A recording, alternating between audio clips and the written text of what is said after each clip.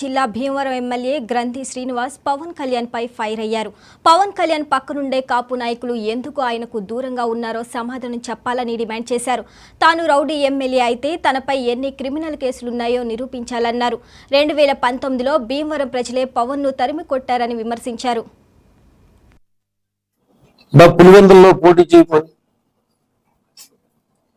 అసలు ఇప్పుడు దాకా ఎక్కడ పోటీ చేయాలో అసలు లేదంటే 24 సీట్లు తీసుకుని చంద్రబాబు నాయుడు కాళ్ళు చేతులు పట్టుకుని జన సైనికుల ఆత్మగౌరవాన్ని చంద్రబాబు నాయుడు పాదాల దగ్గర తాకట్టు పెట్టి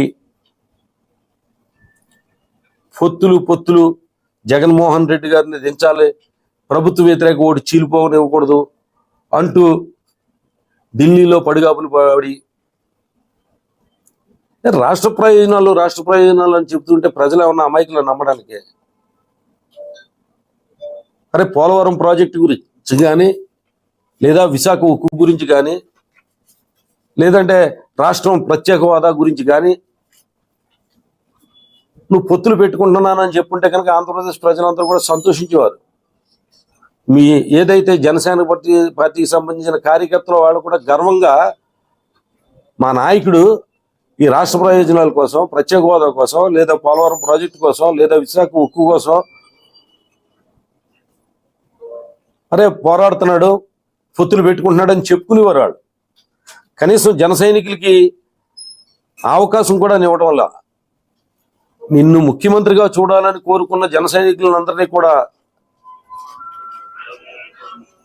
ఏ రకంగా మాట్లాడే వాళ్ళందరినీ సో పార్టీ లేదు బొక్క లేదు అన్నట్టుగా, ఒక బూత్ కన్వీనర్ లేడు, మనం 10 మందికి భోజనాలు పెట్టలేం, మనది అసలు మన పార్టీ అయినా మంది,